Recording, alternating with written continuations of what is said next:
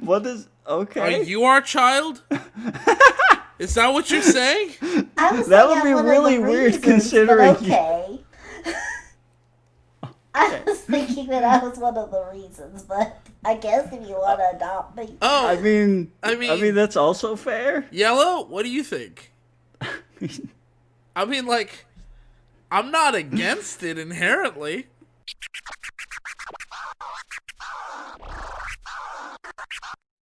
You really are going to kill the channel one day. One day.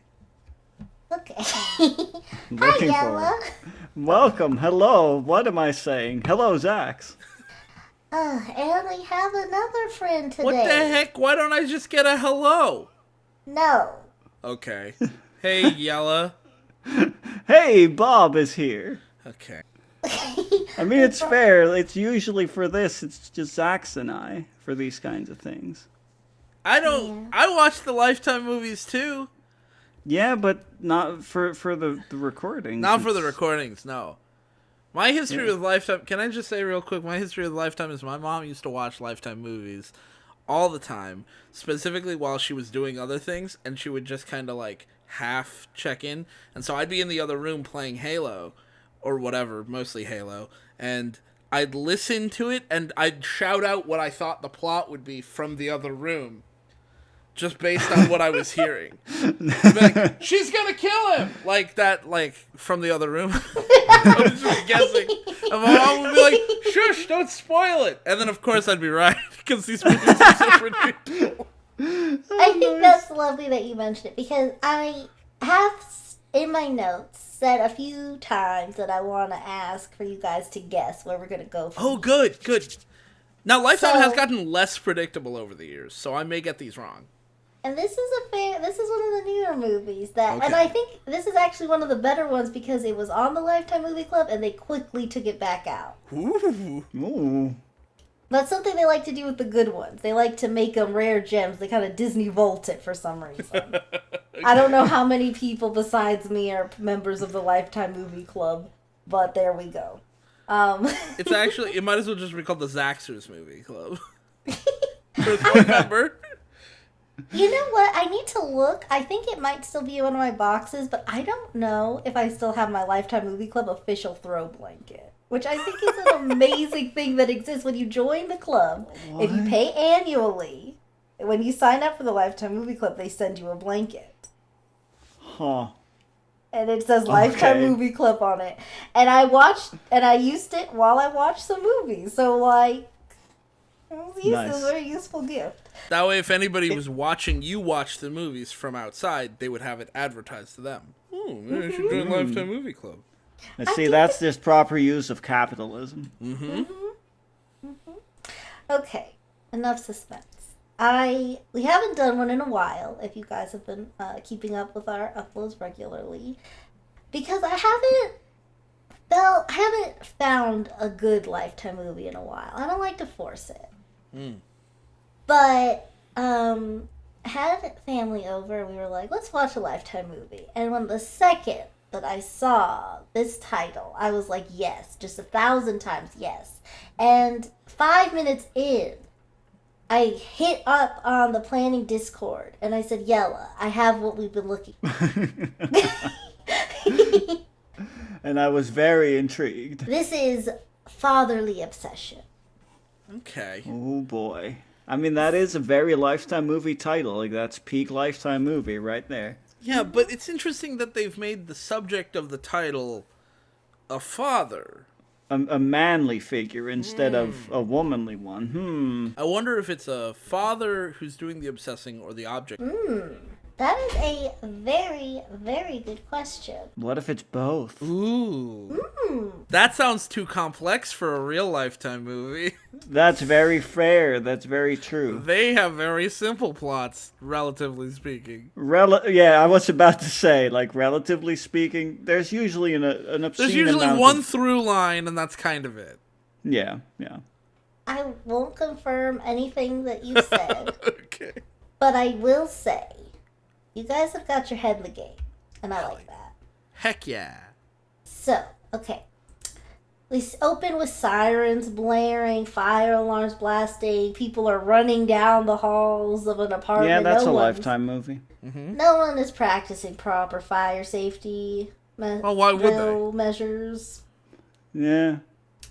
And there's a lot of smoke coming from one apartment. So this woman, Helen, we later confirm she is the owner of this complex. And she goes to check the source of the trouble, and turns out just someone left something cooking in the oven, and it's way past burnt, and that's what the smoke is coming from. Cooking fire. Hazardous. Yeah. But there's no actual flames or anything, just the smoke, which isn't great. Oh. Smoke is bad, but like... Yeah, no. The smoke is what actually kills more people than the fire. Oh, that's In, like, fun to actual know. fires. Yeah. More people die of asphyxiation than burn wounds. Helen tries to investigate a bit more. I took notes of everybody's names so y'all could leave me alone. I'm glad that you singled out Jelle, but I would have also not left you alone. I said y'all. Oh, okay. I heard Jelle. No, I heard y'all. Jelle? Maybe that's when Jelle and others? New word? Just throwing it out there anyways. You know what? That's really accurate, though, because Lifetime is for me and Jelle, and we're including you. Yeah. So Jelle is more accurate. Jelle is... Yeah. Okay, anyway. Now this is trigger warning scene. This one, I was like, I don't think you can put all this on regular TV, but okay, Lifetime, let's go. Helen opens the bathroom door, and we find that this tenant named Megan, has terminated her life. In the bathtub, and we'll leave that there. Yeah. Forget about it. I mean, this is a Lifetime movie. Just forget a bad thing happened. Let's go to Let me guess. Are we gonna see like some nice B-roll while we play some upbeat tunes? Maybe some cars driving. No. Let me correct. Not upbeat tunes. No, you're right. It's royalty-free tunes. Right. The fact that they didn't have to pay for it is more important than the tone. Than the tone that it strikes. Okay. Yep, I was about to say cue cool pop music and nightlife B-roll. Cool. Nice.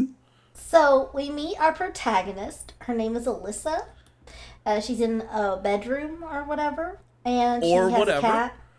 She has a cat named Judy, and she's getting ready for her show tonight. My favorite character, the cat. That is. You don't even know Judy's a star.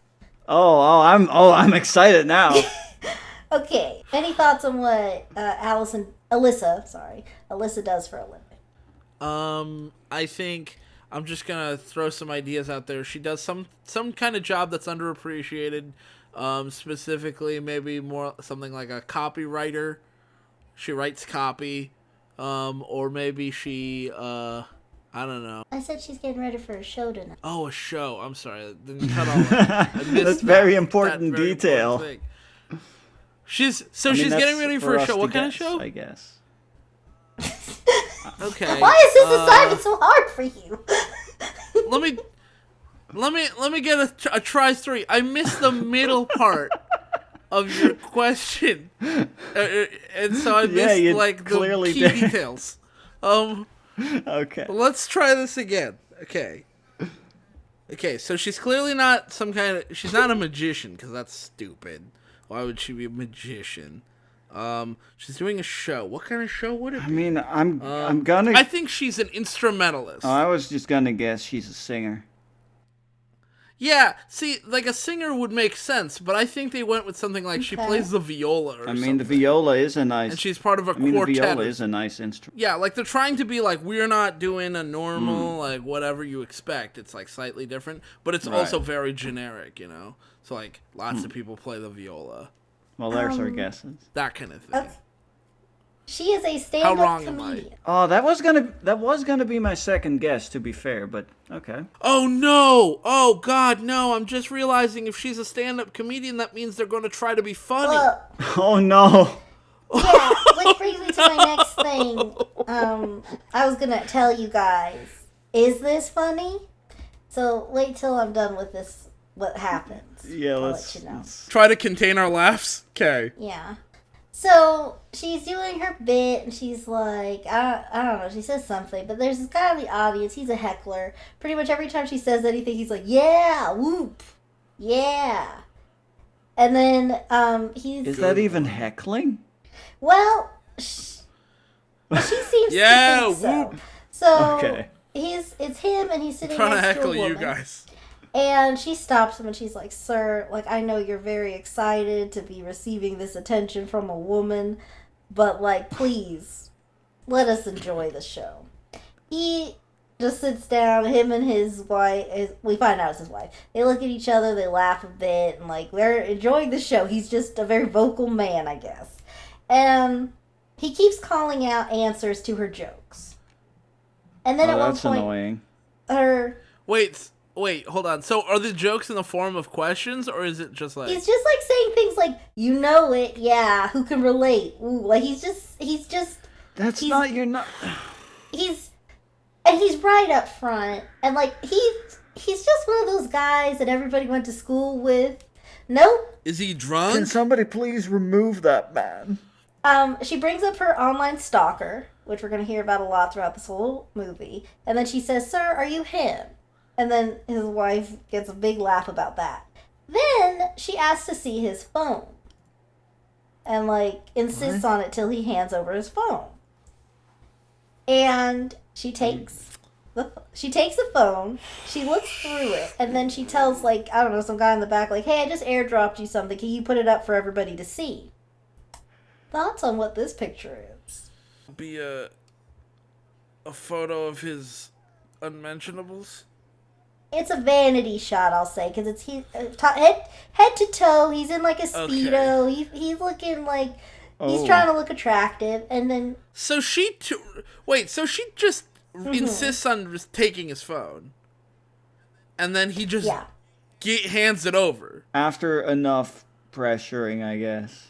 I don't know what exactly his, like, if I were in a place and someone, otherwise a stranger, insisted on taking my phone from me, I would leave. Yeah, like I would not hand over my phone. That's my phone. That's private. yeah, I do want to get into a few issues I have with this after, but let me just because her bit's almost over. So Yeah. he gives her the thing. Okay. Everyone's laughing, and Okay. he is visibly uncomfortable, slinks in his seat a bit, and then she says, "Who'd you send that to?" And then the woman sitting next to him says, "Hey, only to me. He was away on business." So this, in one fell swoop, this woman, and then, before I get into that, he asks his wife, "Please stop, like, they don't need the exposition, like, please, like." Then he gets up and he takes his phone back, and then she says, "Thanks for being a good sport," and he goes and he sits back down. What? I would honestly, if that were me, like I was that man, I would say words that I won't say on this channel, and then also extend my middle finger and flip her the bird. Cause Yeah, I would. And who said I was a good sport about that? yeah, I wouldn't be a good sport. Like, what are you doing? Like, just because you made me do it doesn't mean I was a good sport about being harassed. It's also weird too because like they try to paint him as a heckler, but we later see another one of her bits, and this is a part of it. No, come on. She asks. There's another. Yeah. So What? So, but they're not plants. Like they're not. She doesn't know them. It's just that every time. If it was a plant, this would be, I mean, probably still not a great bit, but at the very least it would be sort of ethical. There is still an element of unethicality to it where other people in the audience get the feeling that when I go to this show, I might actually be called up. Yeah. And, and like, that's not a good way to get repeat. Yeah. Also, just if you're just there, and you see this happen to somebody else, even if you're not worried that it might happen to you, you might still be incredibly uncomfortable because, like, for as far as you know, some random audience member just got a very private picture exposed to an entire like played for laughs. You're, as a comedian, it's a terrible move to tell people, I'm going to play for laughs the idea of violating this guy's privacy. Yeah. Even as a plant. But in this case, it's not a plant. She is just violating his privacy. And the rest of us are all supposed to go, what a good hero? Is this our main character? This is our main Here's the protagonist. thing, too. Like, you know, because we're talking about how it affects the audience, but I want to narrow down how it ruins this guy's night. So, yeah, he was loud and, like, definitely we can all agree pretty obnoxious. Sure. Yeah. Asking him to leave is clearly the right answer, but yeah. Okay, but here's the thing. Once she says, can I see your phone? Now, he's with his wife. And, like, I'm speaking in generalities. This doesn't apply to everyone. But once she says, can I see your phone? And he says no. Then it creates a thing, well, what do you have to hide on your phone? Because that is something that some people, not all people, can have an issue with. So he potentially feels pressured in that way. Like, I don't want her to think that, like, I'm hiding something just because I don't do this. So there's that pressure, so I have to do that. Then she puts up this picture of him. So now she's like, who'd you send that to? Now, in this case, he sent it to her. To his wife, And who's next to him. Yes. And she recognizes the picture. She immediately says that. But, like, if he hadn't, this poor woman finds out of her husband's philandering ways, and she wasn't a heckler. Yeah, that's also... I mean, this is just wrong on, like, multiple levels and layers. Mm-hmm. Like, this is not okay. It's not funny, and... And I'm not even saying, like, it's good... Like, if he did send it to another person, I'm not supporting or shaming that activity into itself, because there's so many factors we could not understand. But, like, that's could have, even if it affects his marriage or otherwise, that's still very intimate. So you hurt these two people when he was obnoxious. And, like, you could have just asked him to leave. Could have just been like, sir, please, I know you're enjoying it, but can you please keep it down? And then if he doesn't listen, sir, can you please leave? Well, then we find out maybe we're not alone in this feeling, because she's going up to the bar afterwards to get, like, some water, and this girl walks past her and says, great set, angrily, and huffs out. And then there's this guy, and she makes a dumb joke, because the woman who walked away apparently is the one who just splashed water over this guy, Oliver. And she says, like, oh, I guess water's on him. Like, he'll pay, but, like, also water's, like, literally on him. Yeah, she's making get it? She's a comedian, guys. Oh. She does jokes for a living. So apparently after this bit, Oliver, leaned over to his date and was like, you got any scandalous pics on your phone? And she threw her drink on him and stormed out. Yeah, that's... Dude, what were you... Like, what? Dude. And then, but anyway, it doesn't matter, because he's immediately very much into Alyssa, and he's, like, forgotten all about his date. He's clearly trying to flirt with her. It's all Alyssa now. But then, at one point, he says, like, oh no, is she burning holes in the back of my head? We're going to call her Tinder Girl for the rest of this, because we don't have her name. And Alyssa says, just go apologize, and then she leaves. So she's definitely... It's not as blatant in Lifetime movies as it is in, like, teen movies, but Alyssa's got a little bit of that not like other girls thing going on. Oh, yeah. So, Great. So she leaves, and he follows her out, and... Creepy. She's like, you're being creepy. And he's like, no, but you mentioned that you're looking for an apartment, and I'm a real estate agent, so here's my card. And I know a place that could act like a really great place to live that could be in your price range. And she's like, he says where it is, and she's like, there's no way I can afford a place like that. And he's like, no, like, I can't. Turns out, here's two things I want to mention, and we could just see how we feel about it, or if we nothing it. I'll just put it out there for people to decide for themselves. 1, he fishes to find out if she's single, because when she says, we're looking for a place to live, he's like, who's we? And she's like, me and my cat. And then, also, this apartment complex he's going to show her, he lives in. Okay.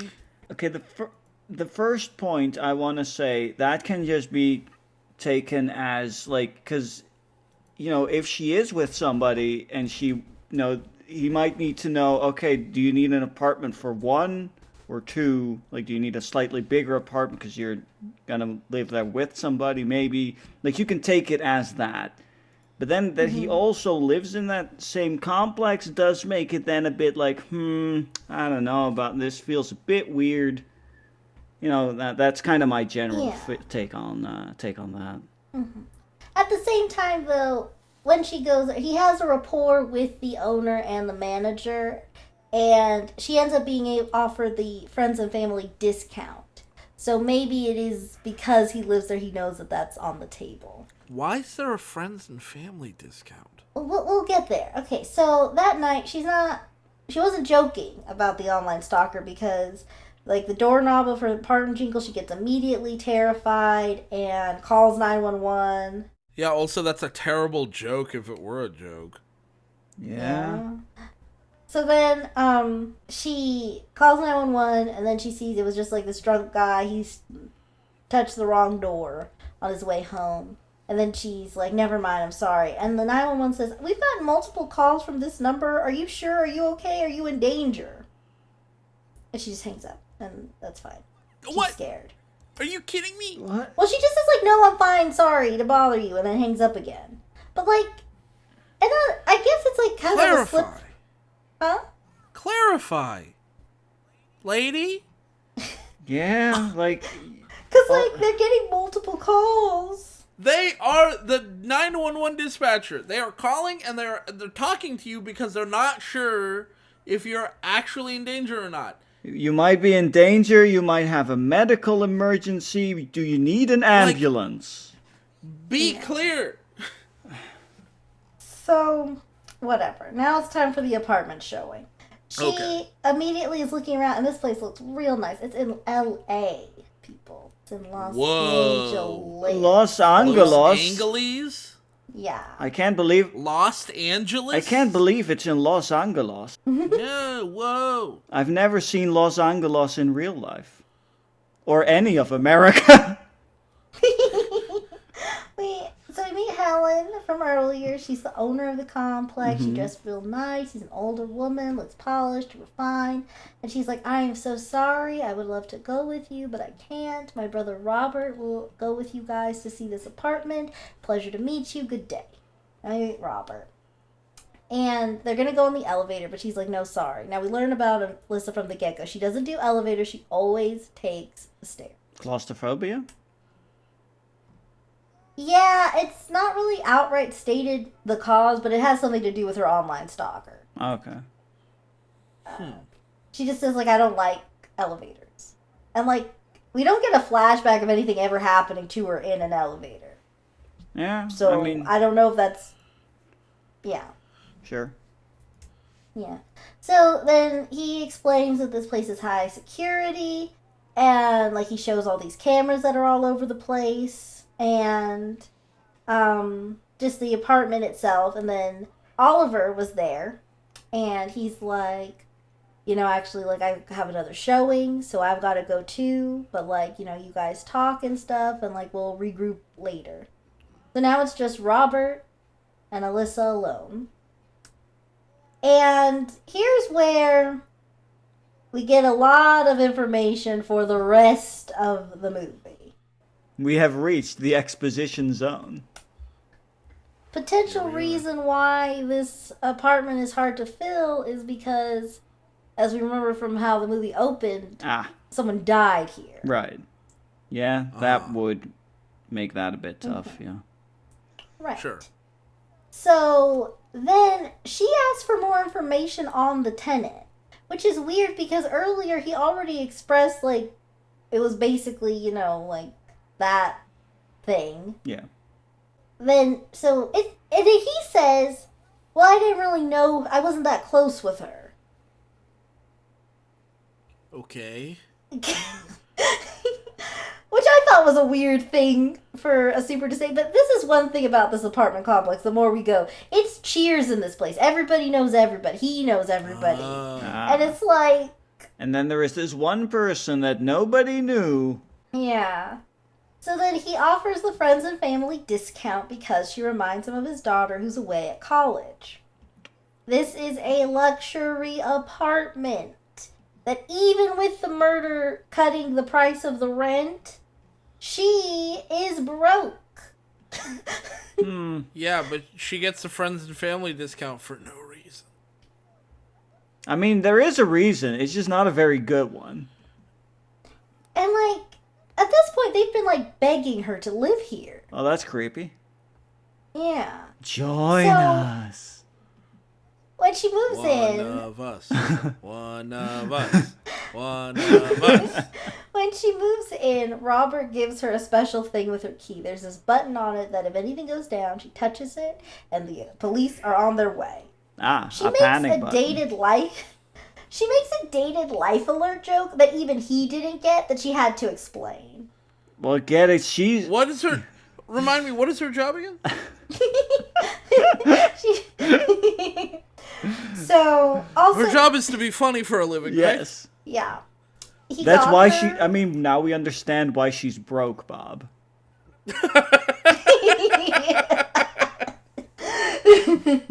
Yeah. He also got her flowers, and she likes flowers. I mean... All Judy- women like flowers, I mean, a lot period. of people in general appreciate All flowers. women like flowers. I think you mean all women. women. When he goes to help her with her things and he reaches for the cage that Judy is in, and Judy hisses at Robert. Judy Aw. is not a fan. Judy makes it known. What a good cat. So then they get I mean, now you inside, and immediately he know says- that Robert is danger. Yeah. Aminals have magic powers to determine good from evil. Especially cats. Yeah. Cats are especially good at this. Did you know that cats can see the super... Afterlife Yeah, exactly. The afterlife. That's what they do. and the pre-life. Yeah. Cats see all and nothing at the same time. Everything is nothing. And not found. Found. We Whoa. are cats. Can we put a card in the card? Sure. So then while he's there, he's putting her flowers in a vase that was left there, I guess, by Megan. I don't know why he has this vase there. And mean, it's he lets her pre-furnished. know about... Yeah, I guess it was, yeah. I mean, But if there wasn't a vase there, his plan was to just throw the flowers on the ground. Yeah, which, not the most elegant solution. Oh, where do you want me? Oh, over here? Okay, and just tosses them into the corner. Good luck with So those. then he talks about the neighbors she has directly above her. And he lets her know that they've been trying to get pregnant for years with no luck. Ah, that's some information that you're supposed to share. Yeah, that's totally not private and personal.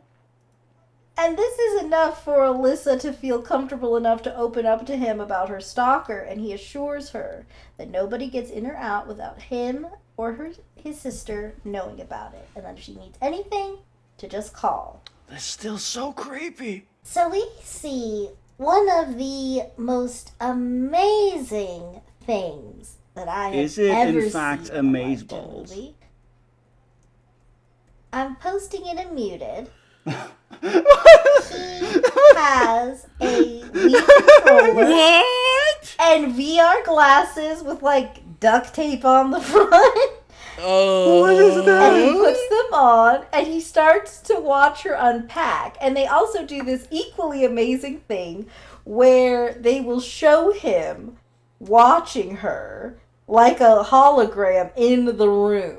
Like he really sees himself there. So they're Oh. both AR glasses, like alternate reality glasses, Mm-hmm. and VR glasses, virtual reality. And they're connected to the security system. We don't find out if this is the norm of this world, if he's got a If special he thing. just has weird think- technology.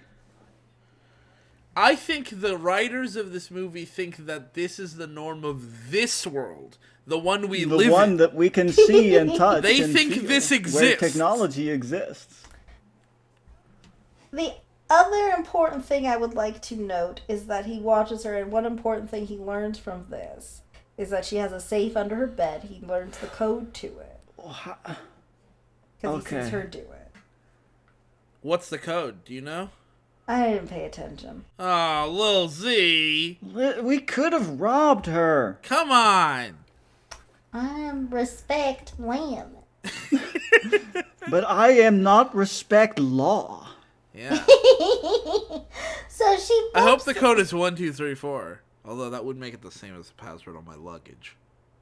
Ooh, me and Jelle have a new heist. Hell yeah.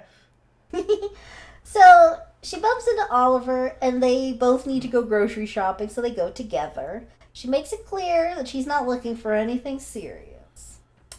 Okay. Angry Weird. Tinder date from before sees them, and then Oliver goes to talk to her, and then Alyssa kind of laughs and is like, oh, that guy. She goes to continue her shopping, but Alyssa gets a message from her stalker, ILY, saying that they left a gift for her at home. Really? The stalker went for ILY as like a username? Yes. Good. So she hurries home. Well, she doesn't really hurry, actually, because she has time to She meet casually walks home. She moseys on home. She just kind of wanders home.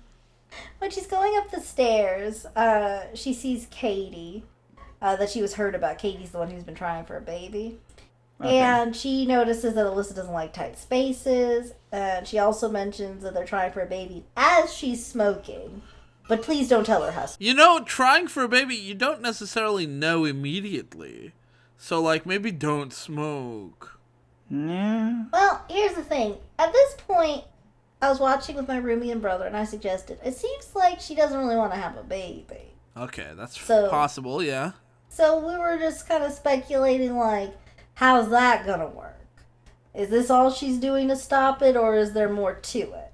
Also, that seems like if that is the case, that she doesn't actually want a baby, that just adds so many things of what to it all, because then it's like, okay, so instead of being an adult and talking about it with your spouse, she's gonna start chain smoking in the hope that what exactly? Right? Well- Like that's the kind of the thing my brain is maybe I'm weird, but like that's kind of this weird vibe I'm getting right now. No, I think you're definitely onto it. But the thing is, her and her husband argue a lot. And she even says to Alyssa, I hope you haven't heard us fighting. And she says, only the one about the underwear. Who knows what that was. But they fight a lot. She doesn't want to have a baby with him. There we go. Okay. Whatever, Katie, you're on your own. Alyssa gets back inside her apartment. I mean, I wouldn't get involved. Yeah, that's fair. What would you do? Yeah, exactly. I mean, to be fair, if that was a what would you do scenario, it would be in the middle of a restaurant. Yeah, that's where it was made wrong. So Yeah. yeah. So Alyssa gets inside and she sees a card on the table and some new flowers. This time sunflowers. The other ones were basic, whatever. She's frightened. Robert Those happens were to call. other flowers that we don't recognize. Yeah. Not more flowers. Robert called. There's also a card in front of them, and she's frightened. Robert calls and says, "Hey, your new mattress arrived today, but it was too big because it's a fire hazard, so we couldn't leave it in the lobby." And so then she looks into her room, and there's not only a new bed, a new comforter. No. So he says he switched out the mattress for the new one, and his daughter Janie picked out the comforter set. Guys, I'm really scared right now. She says that she's not comfortable with that. He says, "Oh, don't worry. Helen made your bed. So it's fine." That's not the problem. And she continues to say, "No, that's not. Wait, what? I'm not. Okay, gotta No, go. yeah, Bye," no. and he hangs up. Wow, I'm glad she and I are on the same like wavelength at this point. Cause what? The card he left says, "You and my daughter have the same taste in flowers." How do you know her taste in flowers? She No, mentioned no, it when no. he brought the last was on the move in, and it's fine. Yeah, and also, what? You know what? I have a feeling that maybe old Robbie here has a bit of an obsession. Oh, say a and it's a fatherly. I have a feeling, I'm gonna just call this right now, daughter doesn't exist at all. That's an interesting take. Don't tell me if I'm right at all. I'm probably wrong, but we'll see. Yeah, you never know. I do like that theory. Oh, life theory. Wow. A lifetime theory. It's just hard. Yeah, it's just hard For more clarity, I will be even more specific. I think the daughter was real and died at some point, and now he's imagined her something. That's my guess. That kind of deal, yeah. Yeah, well, we'll just have to check in later on that theory, see where we go from there. Mm-hmm. Alyssa overcooks toast and there sets off the fire alarm. How? I guess she It's just... toast. I don't know. Okay, listen, the black smoke means it's almost done. Have you ever seen a hockey puck? That's what you want to be biting into. Listen, I want only the purest carbon. Mm-hmm. So Robert knocks on the door as this is happening, and he says, "Oh, this is great timing. I was actually doing the quarterly rounds to check on the fire detectors, and looks like yours works. So great." Well, that's good. That's yeah, and so while she has him, she says once again that she's uncomfortable with anyone coming in or out of her room without her approval. And he apologizes, and he says he really didn't mean any harm. And he looks so sad that she's just got to invite him to lunch. What? So, yeah. We find out he served in Desert Storm. Her dad also did. She suggests they get mimosas. And he says, he's about to say something like he doesn't drink or something. Hold on. Wait. Did you say he served in Desert Storm and so did her dad? Her dad did. Like, they didn't know each other, but they both served. Okay, now I'm going to make another totally out there guess, and this one's definitely wrong. He's been stalking her for a while, and he learned those details about her, and he's, like, claiming that they're true of him, but they're not really true of him. Oh, okay. Ah? If that's not the plot of this movie, then I'm writing a new Lifetime movie, and I'm willing to sell it to Lifetime. I'm willing to sell it to Lifetime. What a weird thing to say. You guys are playing to win today. I like it. I like it a lot. Okay, but her dad died in Desert Storm, and he, so there's that. Yeah. Oliver pops in, and then Robert is like... It's really hard for the stalker to imitate that detail. Then Robert says... This is good timing that you're here now, Oliver, and you can have my mimosa, and then he leaves them together. And then Oliver mentions that he didn't know that Robert had a daughter. Anyway, we get to see some of Robert's home life. He gets home, and Helen is sitting on a recliner. She looks way less put together than she did before. And she asks, did you finish the chores I gave you yet? Are you winning, son? Are you winning, son? And then he says, almost. I just came back from lunch with Alyssa. And then she laughs. Well, she cackles a lot now from here on out. Can we get an impression of the cackling? Yeah. Oh God. Oh, that's oh boy. And she's like, really? Alyssa's young enough to be your daughter. And then he says, the booze is making you a witch again. And then she says, would a witch go pick up your medication? And then he's like, why did you do that? The doctor called and said you had to pick them up in 2 months. And you know how we both get when you're off your meds. Just ask your ex-wife. Wait, well, hang on. Are you quoting dialogue right now? Yeah.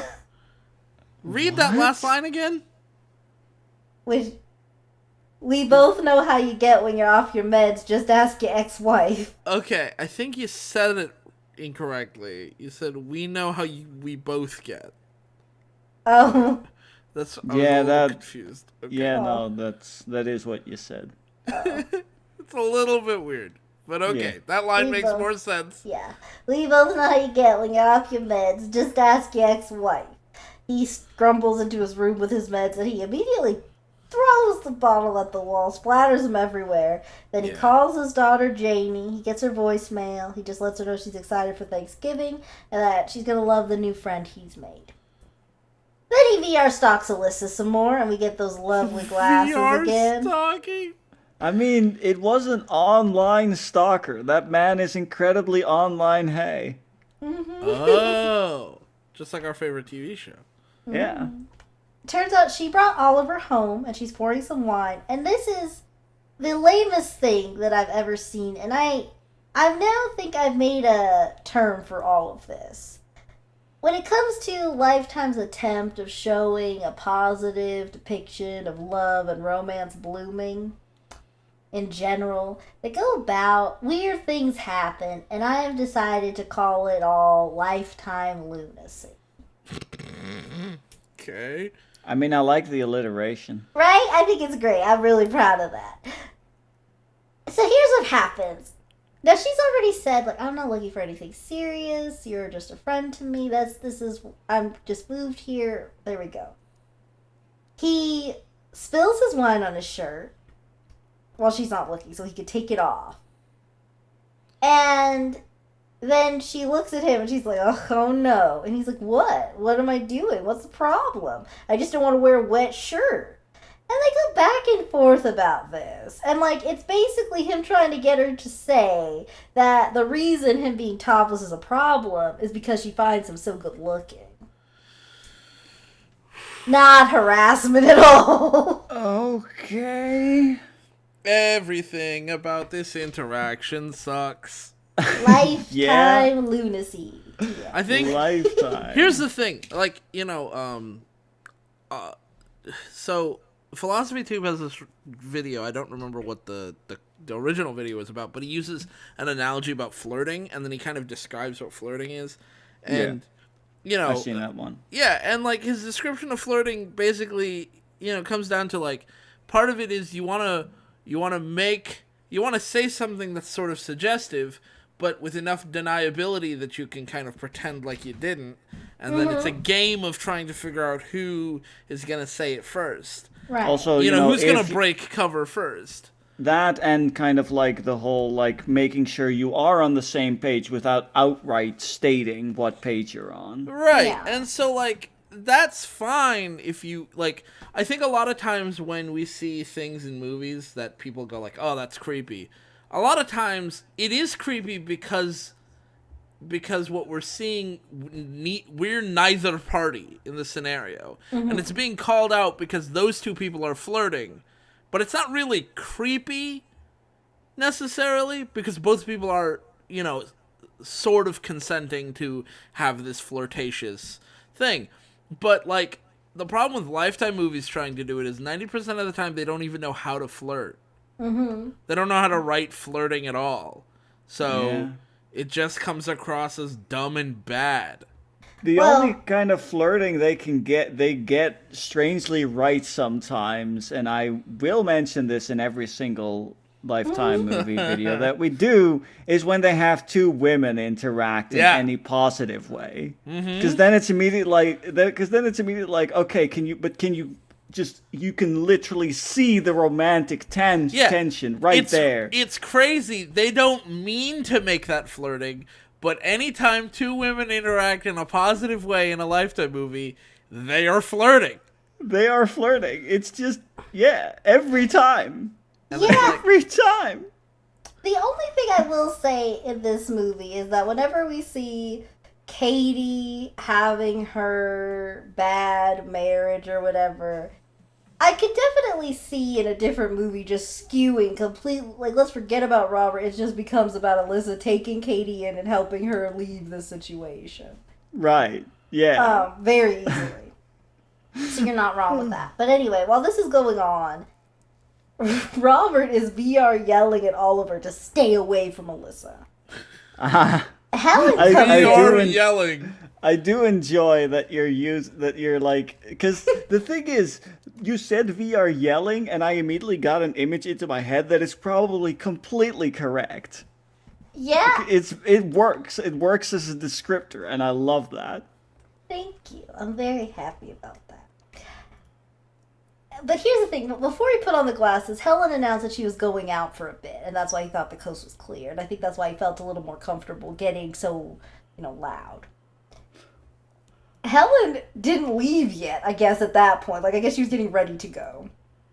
She comes in the room, and she pulls the glasses off, and she tries them on, and she's immediately frightened and disgusted, because now we see her as a hologram in this room. It's still hilarious to me how they decided to make it, because of course, we can't really see it from the perspective of wearing the glasses, because that would feel really off. It would look really dumb, yeah. Yeah, it would look really dumb, but because first person movies generally don't work very well. Yeah. Yeah. So, but then at the same time, in order to depict what is, happening from his perspective, or in this case from her perspective, is to have them as a hologram in the room. So you said they took this off the Lifetime Movie Club? Yeah. So Jelle and I aren't even going to be able to see this movie.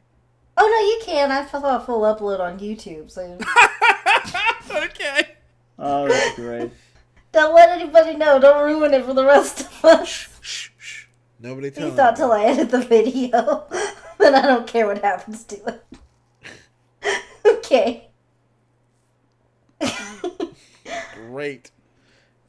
I don't know what that means about us as people. I'm so excited to watch this film. I really do want to watch this one. And I don't even know how it ends.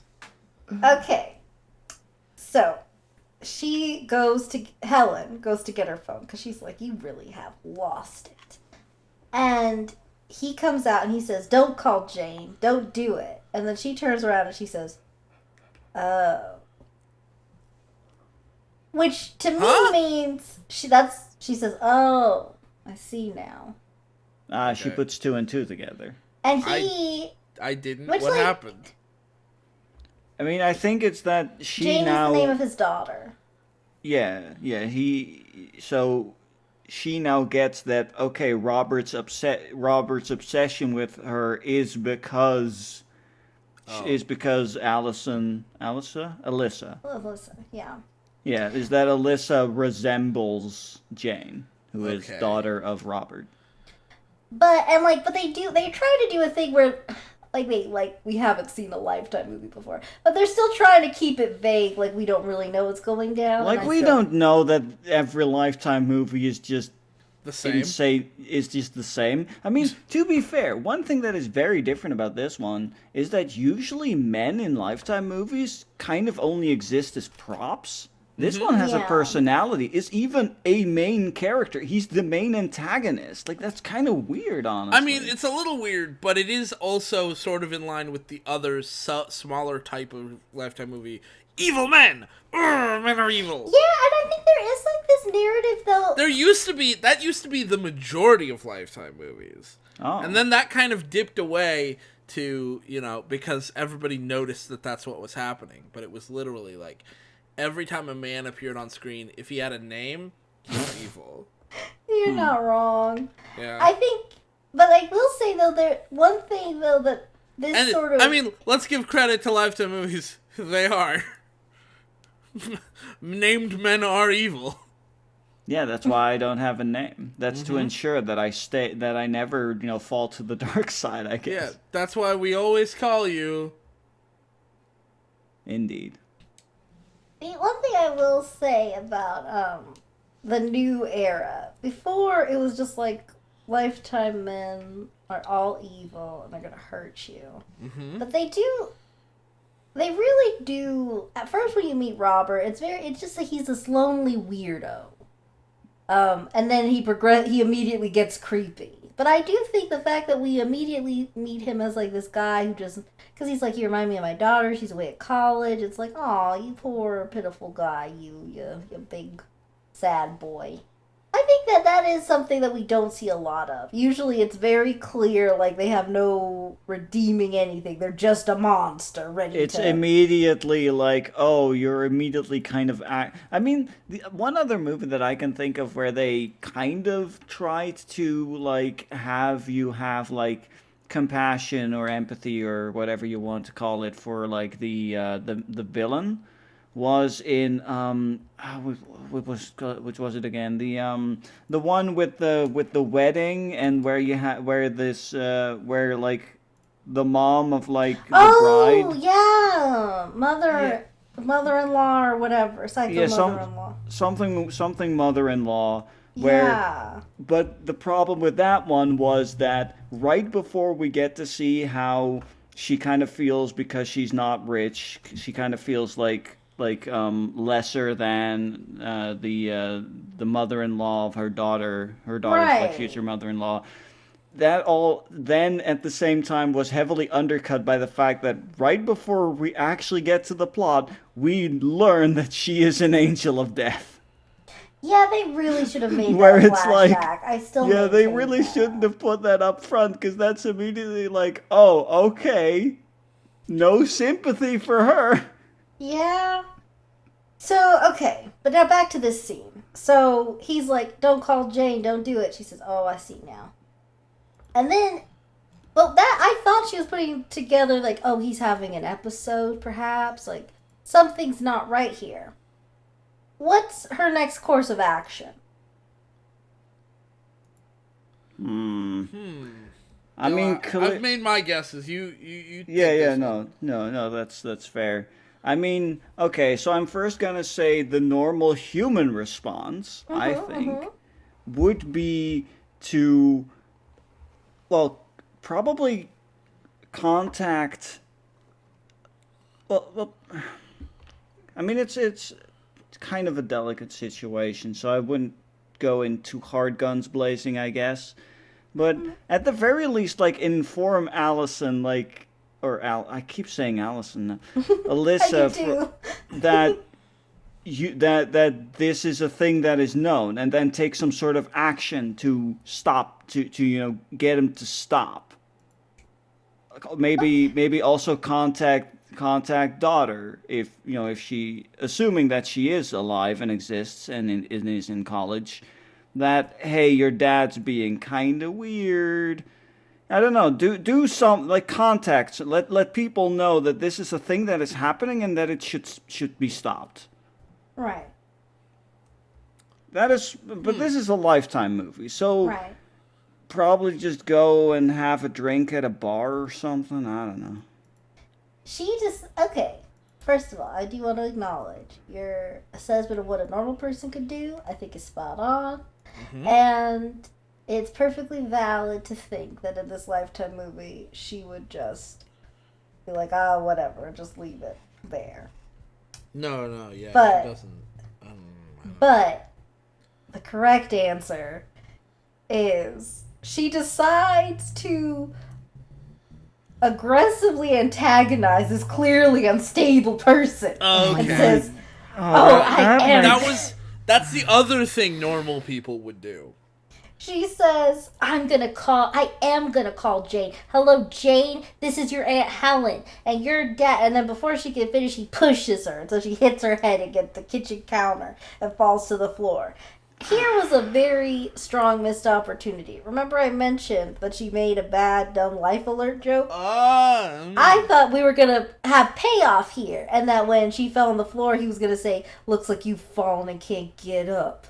No, he just says, get up, and then instead says, this is all your fault, and then finishes the job with his bare hands. Well, Because- wow. He says get up, and also it was her fault, so that's kind of... No. No.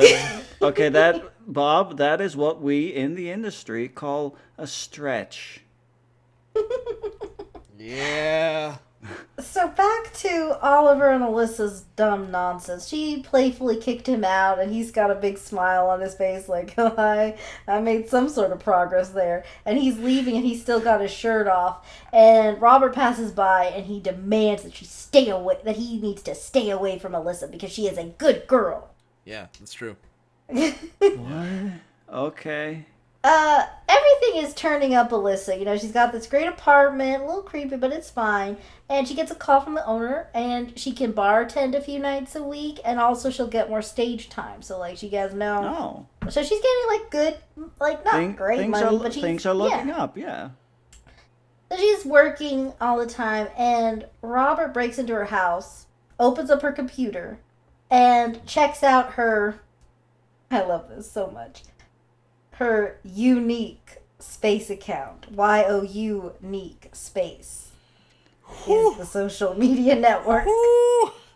Why can movies, and this is not just Lifetime movie, why can movies never think of a good name for a fantasy social media platform? Why can't it just be like, why do we need to know? Why can't we just see like no name? Like just scroll down, just keep it out of shot. Yeah, just show posts, but not on what website. Like just have it like vaguely resemble a format that people recognize, like Facebook or Twitter or something. I think the reason why we see these dumb names is because the art department wants to do them. The art department goes, this is our opportunity to make a very dumb joke. Yeah, maybe. Because, let's be real, if the three of us worked for an art department and we each needed to come up with we each needed to display something that looked like social media, you know all three of us would come up with a dumb name for a social media website and then put it in the movie.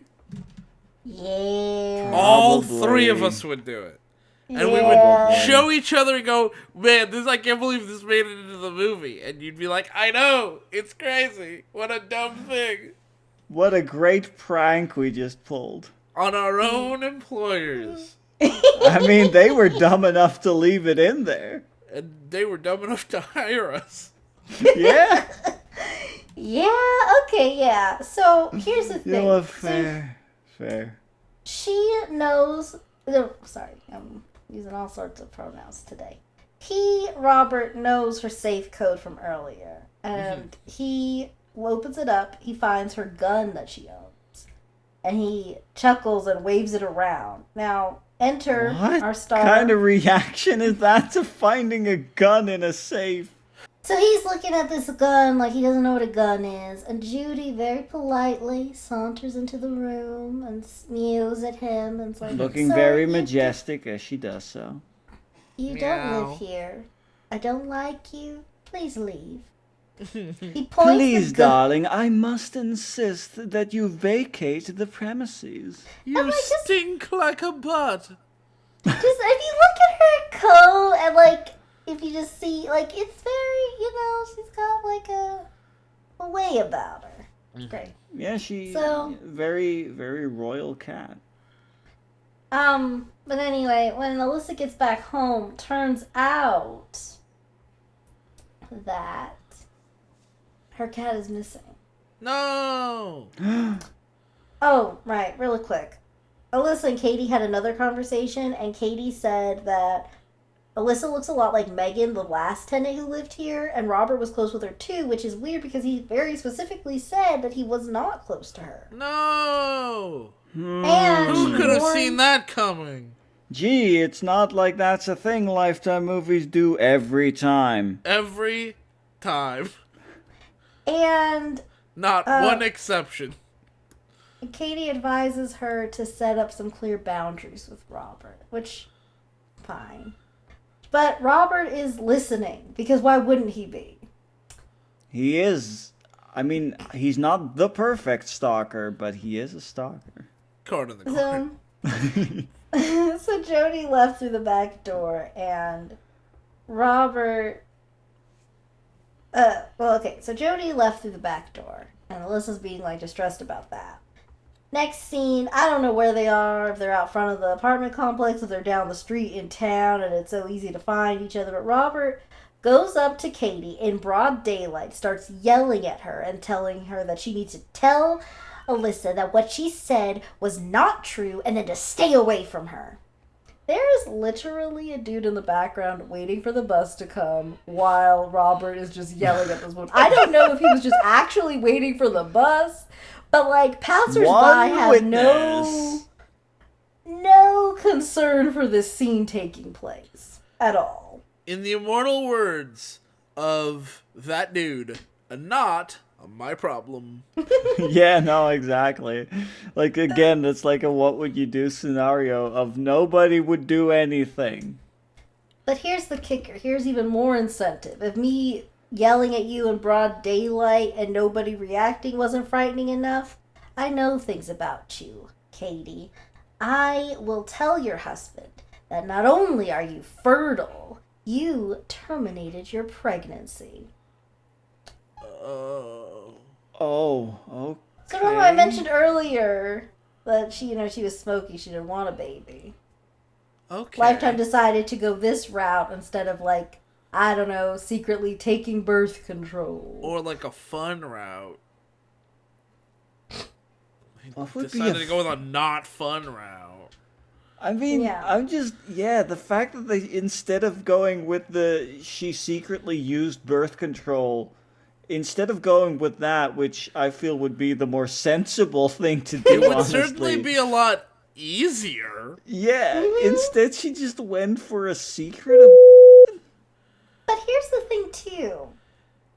Maybe okay. Hang on, real But here's quick the- before you continue. I just want to ask: is birth control hard to use? I mean, the only I thing didn't think it was. The only issue I've seen is that some people forget to take it, and it's like really particular. Like you have to like take it regularly at this time, kind of thing. If you miss a day, it's like it might not work, kind of thing. But if you're as adamant against having children as she is, that you took up chain smoking, I think you're good. Yeah, you probably have that just locked in your brain, like, okay, I mean, that, if you really don't want kids, I think that would be front and center on your mind. yeah, Also, why don't you just have a conversation like a normal person? yeah, Well, like, yeah. I don't Like a, hey, we have a disagreement about how much we'd like to have children. But here's the real kicker. Now, they've been trying for years, and she hasn't had a plan. It And just never apparently, came according- up that she doesn't want kids. But here's the thing. According to Robert, she's very fertile. Okay, that's So a I'm weird wondering- thing to say. Yeah, how does he, what? Not just fertile. You're very fertile. He claims to have a whole dossier proving that she's fertile. What? I cannot form thoughts. Now, But as a here's person who has whole cabinets of dossiers full of blackmail material, let me say that checks out. That makes sense. Okay. But here's the thing, though. Here's the real question that I'm going to just throw out there. Is this... Because of her lack of a plan, I just... One worry... Is this the only procedure? Has she had to do this multiple times? Yeah, no, you're right, because if she's Because- quote-unquote very fertile, That would imply Then- at least 2. at least two, like, if they've also been trying for years, then she's Yeah. probably gotten, like, actually pregnant multiple times and have had to have the procedure done every single time. That's gonna that's gotta be taxing as hell. After, like... Also, like, you need a ride home, but, like, maybe she Ubered, but, like, it's... Whatever, we don't need to get into all that. But, like, hun, after one, let's try birth control. Yeah. Yeah, you would like. Plan ahead a I little mean, this bit. is all assuming she wants to do this through subterfuge and not just explaining that she does not want a child. Yeah. Right. Because that's, Because that is the logical thing to do, but she's not going to do that. So we've given up on that. Yeah, and it's weird, too, because they say, like, they fight all the time, but this isn't one of their arguments. Wait, they No, fight apparently- all the time? Why do they want kids? This is the worst relationship. I mean, Bob, maybe it's that weird idea that some people have that, oh, if we just have a child together, that'll magically fix our relationship instead of putting a child in the world who will suffer of the A fact that terrible we have a relationship. crap relationship. That's the reason Jelle and I haven't had a child. I mean, all that and we're coworkers. Yeah, and also, yeah, there's a number of reasons. There's a number of reasons we don't have a child together. I exist. What is Are okay? you our child? Is that what you're saying? I was That like, would be one of really the weird reasons, considering but okay. I was thinking that I was one of the reasons, but I guess if you want to adopt me. Oh, I mean, I mean, that's also fair. Yellow, what do you think? I mean, like, I'm not against it inherently. I mean, I'm not. I could be interested. persuaded. I mean, okay. See, I'm gonna do the thing that Katie refuses to do, and just just communicate to you that I am not interested in having children. Okay, and now that I know, we're good. Yeah. I mean, it's a little bit upsetting to me, I'm sorry, but but what it you is. know what? I appreciate your honesty. Instead of leading me on for years and years and years, and picking up a smoking habit, and then getting Yeah, no, I'm also getting I also blackmailed don't by smoke. your landlord. Yeah, and I don't even have a landlord, so hey. See, that's cutting it out the middleman there. Yeah. Well, not I'm really a assuming- middleman, but Yeah. So okay, whatever. Moving on. Alyssa is looking for Jody, and Robert mentions to her like, "Oh, I hope you find Jody. By the way, my sister Helen's out of town, so like, if you need anything, just call me and whatever." My sister And- Helen's out of town. She's also out of this plane of existence. But here's the thing. So Helen had tickets for a comedy show, and he's like, but she'd hate for them to go to waste. Maybe you and I could go together. And she says, Let's no, go to a Oliver's- show that's much better than yours. Well, Here, no. Make sure to bring your notebook so you can take notes. on how comedy's supposed Can I to just work. say real quick, if Lil Z decided to do that for me, like she was like, "Hey, I got us tickets to this comedy show, and then you could like take some notes when you get there," I think I would just break up with her, just on the spot. Like, okay, I may not be that funny, but come on, mean. That is just hella rude. That's just mean. It's just If so, I that was would like- be so mean.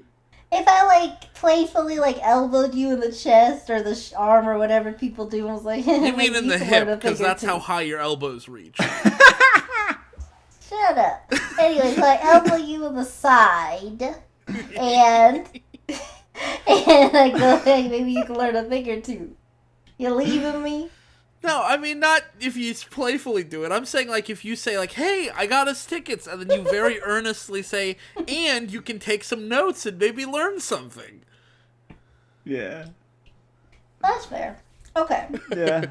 No, I mean, Bob can take a joke. You know, I'll probably cut this one, but it's just kind of funny how that's like the one industry where I don't know if that really works, because like, if someone was like, I'm going to do this thing like with children, and like if you want to come you could take notes, and that would be recommended, that would be good for me to do, and that wouldn't even be rude at all, because there's I mean, it it could still be rude if you're, like, well known for, Being good I don't, with kids. or I don't know whatever. what kind of industry you might be well known for that, but, like, any entertainment industry, like, Yeah. if you go to a concert, well, no, you can still learn things by watching other musicians, just by like appreciating different styles. Yeah.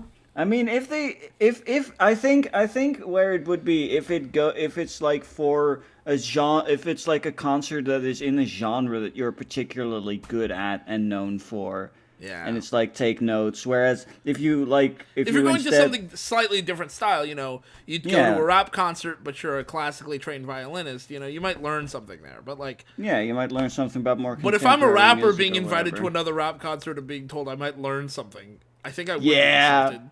Yeah.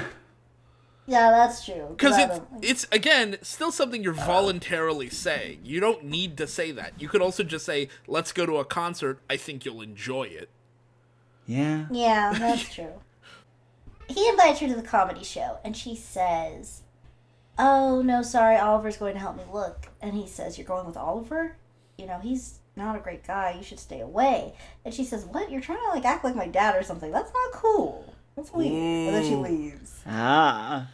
What a mistake that was. See, that's And more hints as to what the title means. They're being very clever and like They're- vague, and but subtle, it's yeah. very subtle. But it's Like like, you didn't oh, know I see what that. you were getting into before watching the movie. Like you, how is this for subtle? As she's leaving, he softly says, "Sorry, Jamie." that's so subtle. Wow, that is the So- most subtle thing this movie has done so far. then- These people really know how to make a film. So then she. Okay, so she's going to meet Oliver, and she looks visibly upset, and he's like, "What's wrong?" And she's like, "I don't want to talk about it." Can I just say, real quick, here's a little PSA for everyone, everywhere, okay? Doesn't matter who you are, doesn't matter the situation. If you are having an issue at all, and you're upset, so upset, in fact, that someone else notices that you're upset, and they ask you, what's going on? Are you okay? And you want to say, I don't want to talk about it. First, you should give them very broad strokes. What happened that upset you? For example, such and such person said something that upset me, but I don't want to talk about it. Here's why. Especially in a situation like in this Lifetime movie, when you've got a guy who will probably attempt to kill her by the end of the movie, now you have attested in the moment to that he was a danger to her beforehand. You have a witness. You have somebody who knows that if something were to happen, there is a suspect. And I'm not saying that's likely to happen to you, but it also gives the other person some insight into what you're going through. Because, like, Yeah. maybe it's like, Jelle said something that upset me, and I go to Zach's, and I'm upset, and she says, what's wrong? And I say, Jelle said something that upset me, but I don't want to talk about it. At the very least, she knows what's going on in my life, and if I bring it up again, I don't have to explain from square one. Yeah. There is some context. There is some there. context. It's like, hey, are you still upset about that? What did he say anyway? And then I can explain. Then you can explain. You know, maybe by that time we and- have already talked and it that over also- again, and things are fine again, or Yeah, maybe not. And like Zach's would appreciate, she's asking because she's concerned in this hypothetical scenario, and you are reciprocating back to her that you understand that she cares, or that they care, the person who's asking you, and you're giving them a little bit of information, but not so much information that, makes the whole conversation about that, and then you move on. And that is a nice, friendly thing to do without being overwhelming. Like, here's all the bad things happening in my life. You show your appreciation for the other person's concern. Yeah, like, there's no downside to just giving an outline of what's going on and then moving on. Instead of, 'cause- I don't want to talk about it. And then you leave, and when you come back later and the person tried to kill you, you have no evidence. Yeah, because also, like, in this case, because it is Lifetime, the stakes are very, very high. But, like, if it was, like, you and Jelle had a disagreement and something's wrong, and I'm like, what happened? And you're like, I don't want to talk about it. Now, depending on what's going on, if you don't give any, like, broad strokes, I'm immediately going into overdrive. Like, oh my gosh, someone did this. Like, this is an abuse situation. I don't know what's going on. Immediately your mind, the human mind will jump to like a worst case scenario of like what could have happened. Like, oh no, you're homeless. Yeah, like some like maybe you just lost a family member or something. Like your mind will jump to anything, and if you just give, if there's just, again, going back to this example, if you just, if just the context of, the broad strokes are given of, Jelle said, I said something that upset you, then it's like, oh, okay, it's nothing too major. Right. And I don't have to immediately start like super worrying. Like they'll probably like, I know these two are good friends. They'll probably get over it, or good coworkers. They'll probably work it out, and otherwise HR will. Clear. And HR will sort it out. Yeah. HR will sort it out. Yeah. So okay, so that happened. They're going to go look for the cat Jody, and a man is headed Which into the they apartment should. Like complex. that's number one priority. Yeah, obviously. And he's trying to get in. His hands are full, and Tinder date girl shows up. She walks over. I like that closes she the door. stays relevant. She comes in and she helps this man. And not only does she have access into the apartment, she straight up asks the guy, "Where's Oliver's apartment?" No last name does she use here. And, Just Oliver. Does an Oliver live here?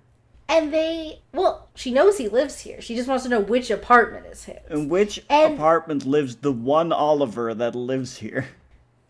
But here's the thing, too. We don't see the man being like, "That's really weird. I'm not going to tell you that." It's not even like she gives a fake reason, like, I've got, like, this package I got to drop off at the door, but, like, they didn't put an apartment number, just the address, so, like, ugh, what's so stressful? Some dumb lie that, like, you could see happening. No, she just straight up asks this random dude and assumes he knows where Oliver lives for a reason. And he just tells her for no reason. I mean, can I give real quick small example? In high school, I remember I was trying to find my brother's friend Jason, and I remember distinctly, I don't remember why I needed to find him, but I ran down the hall and turned, and there was a person who I didn't recognize standing in front of me, and I just went, "Have you seen Jason?" And the guy just went, "Yeah, he's upstairs." And then I ran upstairs. And only later did I find out that not only was that high schooler not a high schooler, he was a teacher that I'd never met before, and he had no way of knowing what Jason I was talking about, but also happened to know which Jason I was talking about. Okay. He did lead me to Jason. Huh. Interesting. Weird. Yeah, okay. The Weird Life of Bob. You do have a lot of stories. You've lived a very full life. Yeah, it's time for it to be over. No! No, The way you said that made it sound like it's like, you've lived a full life. Goodbye. You know, You're done. no, I guess I just meant that you have you have a really full book of anecdotes. Like, a lot of your stories could be Seinfeld episodes. Okay, not episodes. Maybe half a scene. They would be the best. My scenes, anecdotes though. are not long. Most of my anecdotes are not long enough to be a whole episode. But there are so many that they could fill at least an episode. I feel like it would be like a really lame sketch show. I think it'd be a good sketch show. I'd watch. There'd be some real misses, though. I think there would be lots of hits and also a ton of misses, because it'd be one of those things where you had to be there, or the context really matters. Because if I just told, apropos of nothing else, I just told you about the time I turned a corner, said, "Do you know where Jason is?" And then I went upstairs, that's not interesting. No, That's that's not true. even It was. funny. It was made Also- interesting because of the context of our conversation. Some things too, though, about your anecdotes. Though some, I don't know how they would fit in a comedy show. Like, because I don't know if it'd be comedy. Like, finding a femur in the back of a trunk isn't very funny, Yeah. unless it's Always Sunny in Philadelphia. Yeah. Okay, all right. I'm gonna move along now. So here, I want to present to you guys the next case of lifetime lunacy. So Oliver and Alyssa go to get fish tacos, and he goes on and on like, "Don't give up. We're gonna find Jody." I thought you were going to And say then- they go on and on about the fish tacos. Oh, these They do tacos are so actually- good. As the movie goes on, the rest of their relationship comes down to that they both really like fish tacos. So you're not wrong. Okay. Oh, okay. There you go. But she then mentions that it feels like Robert's trying to be her father. And then she says that Robert told her she needs to stay away from Oliver. Fair. And Oliver says, "Well, that's what dads do, control their daughters." And then she says, "Try to." You know what happens when dads tell their daughters not to see someone? You can't see my face right now, but I'm sure you can imagine it. Yeah, I'm sure you heard me sigh. Yeah. So, cue hot and heavy post-fish taco makeout, presumably all the way from the restaurant into Oliver's apartment. With their fish breath. Yeah, I was about to say, how much do you think the fish added to the makeout? I mean, if the They- tacos were super great, then this would be heaven, I guess. They really like their fish tacos. Oh my god, the chimichurri on your lips. It's like a fourth fish taco. And I can keep tasting it. Nom, nom, nom, nom. Here's the problem, though. They're getting so hot and heavy. But Oliver makes a mistake. He says, well, first, okay, part one of this Lifetime Lunacy, we're not done yet. But just this whole thing, like, we're sitting down, like, you know what they do, and then they have this make out all the way from the restaurant to their apartment, which other shows do, right? Fine. Okay. Here's part two. This is a three-parter, by the way. Oh. He says, I really like you. And then she's like, nope. Got to cut the brakes here. We need to go slower. And then he says, we are going slow. And she says, if this is slow, then fast is out of control. But mind you, this is Lifetime we're talking about. They have chemistry. They've hung out like 3 times before this. This is the most development that a hetero relationship has had, aside from the blatant lesbian relationships that they refuse to acknowledge. Yeah. So, she leaves. I don't even understand, like, he's like, whoa, you saying that you like me is going too fast. Also, we've been making out, like. Yeah, like, I'm questioning. I feel like the words "I like you" are less far. That's a step back from. Blah. Yeah, exactly. Right. But, okay, here's the thing. Now, this is where it gets insane. Now, I would like you to. Now we're please just refrain. pleasantly crazy. We're now going into insanity. He is bummed out about this. You know, he was topless. He was ready to canoodle. She leaves, and he's like, okay, I'll talk to you later. Tinder stalker is in the hallway. Oh. And as Alyssa has not even fully left the hallway, she goes and knocks on Oliver's door and then says, that a new friend of yours? I'll give you what you want, no strings attached. Smooch, and now she's in his apartment and they're going at it. Alyssa gets home. She sees a message from her stalker from the outside of the apartment, and she gets scared, so she runs back to Oliver. Tinder girl opens the door. Oliver's like, no, please come back. I have no idea that, like, you were going to do this. Not even 5 minutes in universe have passed. What? Okay. I don't. I. You see why I coined the term Lifetime Lunacy? It just kind of went. So there's, and then Yeah. What Okay. was. What is Oliver's motivation? Up to this point, here's something too. Okay, here's the thing. Me and my dad talked about this, and at first I was like, this is ridiculous. He couldn't wait 5 minutes. And he was like, well, she showed up right at the door while he wanted to. So it's like they're not together. that's insane. And then I was like, hold on. So what you're saying to me, and like my dad loves Gordon Ramsay. So I said, hey, if Gordon Ramsay was like, I am going to make you an amazing dinner. You know, I'm going to take the time, make it nice, and you're going to get it. And, like, you really want it. Your mouth is watering. It's Gordon Ramsay's proposing this pizza to you. Then someone knocks on your door and is like, yo, this Domino's pizza or whatever, someone ordered it, but then, like, they didn't want it, so it's just going to go in the trash. You want it? Like, you would eat that pizza? But Gordon Ramsay is making you a better pizza that you claimed to really want earlier. Like he claimed to really want Alyssa. He said he really likes her. And now he's a Tinder girl. She hasn't even gone back to her apartment by the time she's in. I mean, isn't this Tinder girl his stalker? Yeah, this Tinder girl is also kind of stalking him. That's true. And, like... So it's like, he's there, and he goes, oh man, this relationship isn't happening as fast as I'd like. And then this person who's been harassing him shows up and goes, hey, you know, Want a I've been canoodle? harassing you No- for a long time, and to this point, you have rejected my advances for reasons that are clear. Maybe you won't reject them now. And he goes, yeah, all right.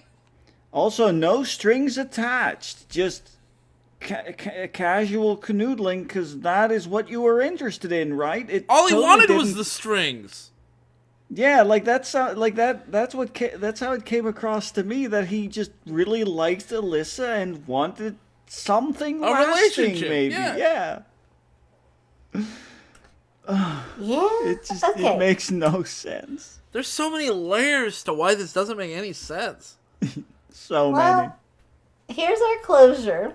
Alyssa sees Katie, and Katie's like, "Hey, by the way, like I was super wrong about Robert.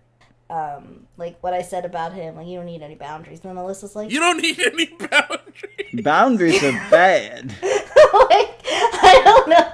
Just I don't let remember him get exactly- close. I don't remember exact words, but she does the damage that she did. And Alyssa's like, yeah, he actually gave me some advice about Oliver, and I totally should have listened. And then as she leaves, because we see that Katie sees that Robert was watching this interaction, so it's like, okay, you made it right. I don't. You corrected No, your mistakes. I will Yeah. let you live. Unlike my sister who's dead. Remember, this guy murdered his sister. Well, okay, but he, just because he did that doesn't mean he can't have fun every now and then. He decides to go to Alyssa's show, and this is where we confirm that the phone bit is standard to the show. But this time, nobody's agreeing to give her phone, and then she's like, "Oh, you guys are no fun." What? What? Okay, wait a minute. So you're telling me that this stand-up comedian Your show sucks. has a bit. She imagines a bit, and this bit involves demanding the phone of one of her audience members, harassing them, violating their privacy, and then giving them back the phone and saying thanks for being a good sport. But then she has not considered how to swing that bit and make it a good bit, well, even if it works, but she hasn't considered how to make it a good bit when it doesn't work. When At people all. just Yeah. simply She has- refuse to give their phone. She has no backup plan.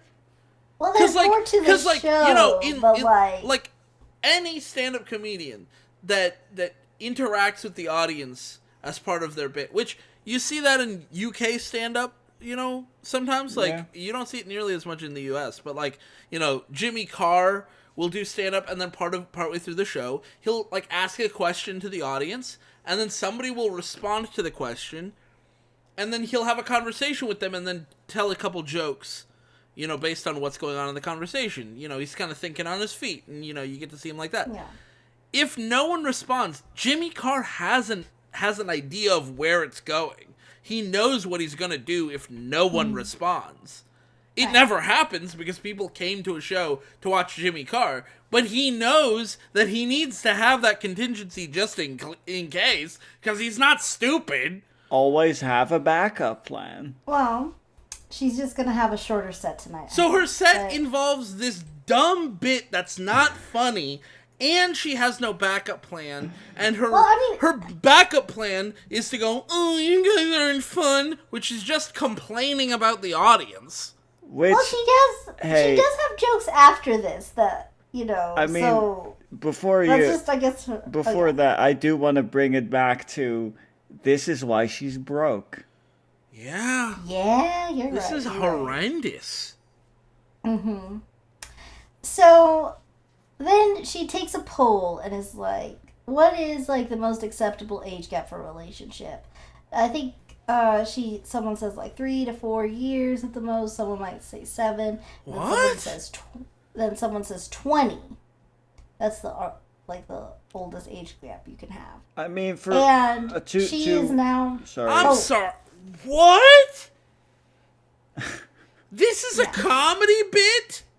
Now, hold your horses, people. She's just, she's Okay, doing that's some the groundwork. setup. Please tell me the punchline. Well, before we get to the punchline, Robert is there and he talks to the bartender. He's like, "Hey, that's my daughter."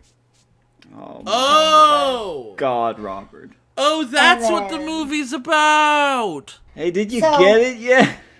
So I got this guy in my life who's trying to be my father figure. He's my landlord. And like, honestly, he's probably here. He was probably that guy that's at 20. And Robert is like, immediately like, huh? So her jokes are basically cutting down to the fact that she thinks he's trying to date her. And she says, then she sort of body shames him too, because she says, I know you guys think it's hot to be a father figure, but you're literally father figured. Like, you can't be a sugar daddy and have diabetes. And What? this is her whole thing. That's the joke? That's not a good joke. Like, okay, you can... Okay, let's really workshop this bit. Okay. Okay, so the punchline of the joke is, you can't be a sugar daddy and have diabetes. Right? Yeah. Okay, so first things first, let's cut the entire 95% from the beginning.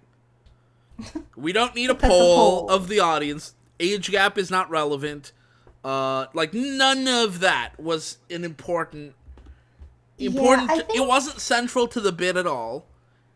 So instead, let's maybe talk about, like, okay, you also shouldn't be probably talking about your actual personal life when you're doing your comedy. You should make up a friend or something, that you can then tell a story about or something like that. Yeah. That way, the jokes aren't at the expense of your own privacy. Yeah, Sure, so, like, if you wanted to tell a sugar daddy joke, maybe talk about a friend who's got a sugar daddy. And, if you wanted to do, like, you can't be a sugar daddy who has diabetes. Okay, fine. So the goof there, I guess sugar daddy it's a play on words. And a sugar daddy's giving you sugar is the idea, right? That's why they're called a sugar daddy. Yeah. So then, in the bit that you're constructing, I would construct the bit like this. I have a friend who has a sugar daddy, and later we found out that sugar daddy has a sugar daddy of his own. That would be the source of my bit. And then I would end it with, you can't be a sugar daddy who has diabetes, that kind of thing. Right. Okay. Because then the joke makes some sense, because he's also receiving sugar. Yeah. And then I guess, because then nothing it's like about this the bit makes along. any sense at all. Yeah. Like But, okay. Everything. So. That was incoherent. Okay. So Robert clearly doesn't like these jokes. Now, if you No one likes the jokes. Yeah, but he dislikes them for different reasons, Bob. He's offended. So now, let's put ourselves, well, you guys, because I know what happens, but you guys, put yourself in Robert's shoes. You think in your head. I'm already halfway there. My name is Bob. You're taking, oh my gosh, you're taking this young girl under your wing, and you find out that your attempts at being nice aren't appreciated. Instead, she's made a laughing stock of you at the game. What is your reaction to this news? In real life, or if I were the character in a Lifetime movie? Both. Okay, so in real life, I'd be very hurt, and I'd probably leave. And I would, Actually, I'd probably just not even address that I was there, and just pull back from this person, and just like, I would be too embarrassed to say anything, but also like, I'm also embarrassed that I thought this person was cool enough to deserve my time. And if I really, really want to be invested, I would say, hey, you probably shouldn't be talking crap about people in real life who might be there, and also, even if they're not there, it's still really mean-spirited. Still really mean-spirited. And, like, I was trying to be nice, and, like, I get that you didn't appreciate what I was doing. I was clearly not communicating perfectly what my intentions were. But, like, that's still really mean. So can you not do that in the future for other people? Like, maybe just you maybe just say that you don't want that, and then we can just move on, and you can tell your jokes about other things that are actually funny. Yeah. But what the character in the movie does, I'm gonna guess, he probably screams at her from wherever he's standing, possibly throwing a glass of alcohol in her direction or a bottle. Just he's gonna go absolutely buck wild. Either that or the alternative is he does leave quietly, and after that lies in wait Oh, yeah. to strike at the most opportune time. Could you, just, for the sake of points, could you just clarify what exactly will happen once the waiting period is over? I mean, then will come the confrontation about how dare you speak to you about your old man like that. Yeah. He's hiding in her apartment. She gets home, it's dark. She turns on the light, he's behind her dramatically, holding a knife maybe, or maybe holding another large object. Or maybe holding her gun. Oh, yeah, her gun, right? And then, or if they really want to play fast and loose with it, holding the safe. That's not it. Throw this at you. But he's holding the gun, and he says exactly, like, how dare you talk about your old man like that? And he says, old man, you're not my old man, etc. Yeah. Okay. Those were amazing guesses. I think I described a different movie, though. I think Jelle's probably more on the money. Okay. So, here is what Robert does. He does just go home quietly, looking very hurt. He breaks in to Alyssa's apartment. Ding. Okay. Then he gets her computer open. Oh. And he emails her stalker, ILY, and says, I want you, come to the apartment. Oh, okay. And then leaves. Well, no, after the show, the bartender's like, oh, hey, your old man was here, or whatever. And then she's like, oh, no. And so she calls feels Robert, the storm coming. and she leaves a message like, hey, I heard you came to the show. Thank you so much for supporting me. I hope you know that those jokes, were just jokes. They're just jokes, guys. You can't criticize them. They're just jokes. There's a reason why you should just do bits about fictional people. Yeah. Or at least change the details. My a brother, little yeah, bit. my Make brother it- and I have both done stand-up. I've helped write my brother's stand-up, and we always just make up people. Like, even if we want to base something slightly on a true story, we change so many details that it's basically unrecognizable, except for the one event that's funny. Yeah. Because it's, polite. Right. Yeah. I mean, I've told stories that were about things Connor did, but I will never, ever call him out by name or, say it was my old roommate or anything like that. It's always dissociated. Because, rude.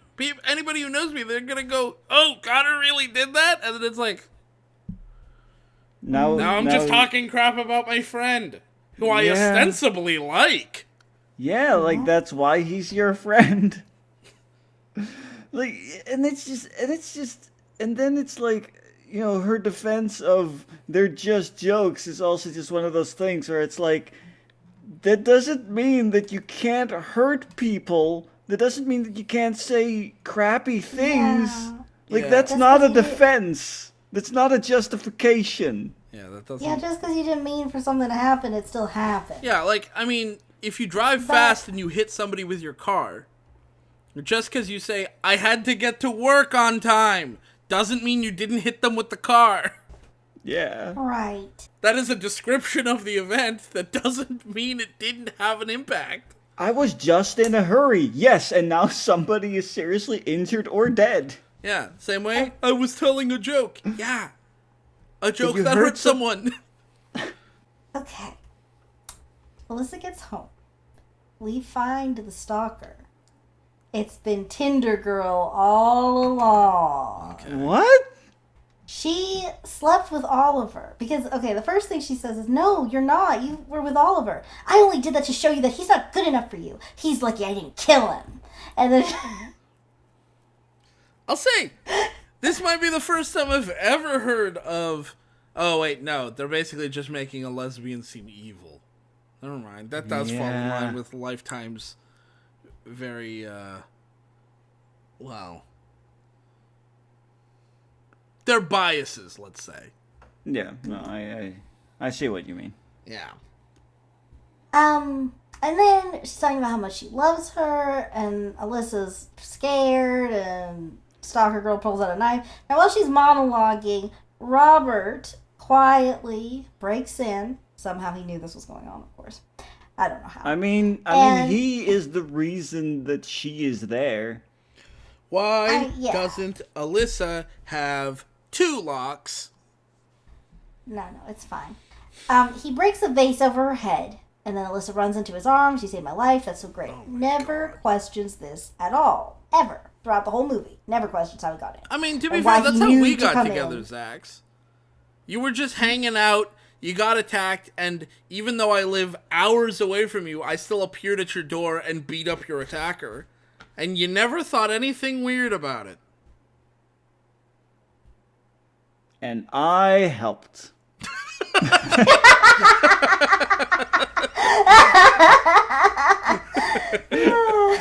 I love that. Okay.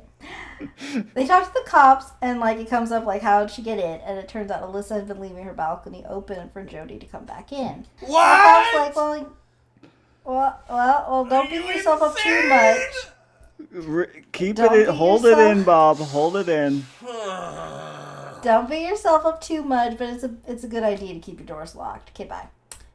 They also talk to Oliver as well because he knows her. She has a stalker. Yes. If she didn't know she had a stalker, I'd understand leaving the doors unlocked at night just so the cat can get in, which, like, I don't know. I mean, not a great idea, but still, like, I get it. But you have a stalker that you're very worried about. A stalker. And you, like... Well, that's fine. It doesn't matter. Her and Oliver talk, and he says he's so sorry for canoodling. And she's like, I'm just glad you're alive, and now we can work forward on our friendship again. Was Oliver's life at risk? I mean, apparently when she slept with her, according to the stalker, she considered killing him. Okay. During that tango, he was lucky that she didn't. To be fair, he's a man. He deserves it. But then the next day he calls her and then Robert is like, okay, well, I guess I'll head out, but like I'm kind of sad that you're gonna be alone. And she says, thank you so much for saving my life. And he invites her to Thanksgiving dinner so that she can meet his daughter Janie. And at first she's like, I don't know if I really want to leave the house, but I'll let you know. And he's like, okay, the invitation's on the table no matter what. Okay, great. Oliver calls the next day and is like, hey, can we hang out? And she's like, no. Also, he's spending Thanksgiving alone. I don't know why, if his family's out of town or like if he doesn't have a family. I don't know why he's spending the holidays alone. But he is. Great. So then, and I bring that up because granted, there are people who just don't have Thanksgiving plans, but like they make a deal of the fact that he's alone, but they don't explain why he's alone. Oh, okay. But yeah, that's later on they're going... That's good. That's good storytelling. Is make a big deal about something and then just don't explain it. She gets there and she doesn't see anybody at first. She's like, hello, and she's walking around. There are sunflowers everywhere. There's a huge feast. Oh, I'm sorry. Quick detail I'd like to add that this doesn't really change anything. But after he invites her to Thanksgiving dinner, he goes home and he VR watches her sleep, and he lies in bed, and he has the same comforter that she does. Okay, back to Thanksgiving. What? You're saying the comforter was an example of him being obsessed about her? Oh. Oh, gee. Yes. Oh, whoa. What's the title of this movie again? Fatherly Obsession. No. Whoa, that tells me exactly nothing about the plot. I had no idea. This is such a surprise to me and my family. I mean, it's clear that at this point it's not supposed to be any surprise anymore, but like, Still, laying yeah. it on thick. So then Robert calls out from wherever he is, and he says, like, oh no, you don't need to help with anything. Sit down.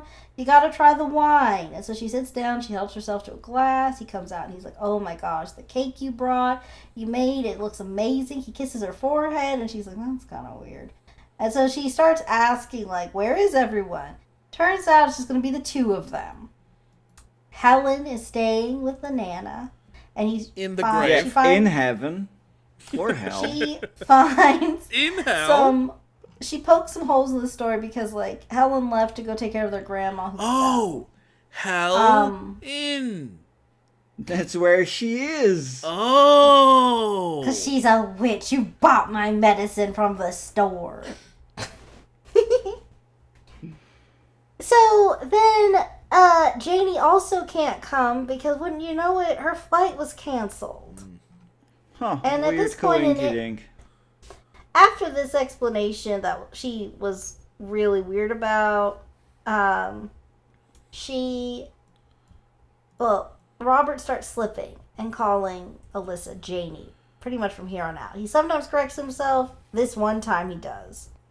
But then he kind of stops correcting himself, and she's just going to be Janie to him from here on out. And she's like, why is there a gift at everyone's seat? And he says, everyone in my family gets a gift on their birthday. And he gave her a necklace, and he puts it on her. Then he gets a call from a tenant, and he has to go check it out. So he leaves. And if you're Alyssa right now, what are you doing? Leaving. GTFO. Well, she lingers around the apartment. She's going to look around a bit. Oliver and Katie bump into each other at a restaurant. They're both picking up food for their Thanksgiving the classic, I'm alone. just going to wander around my killer zone.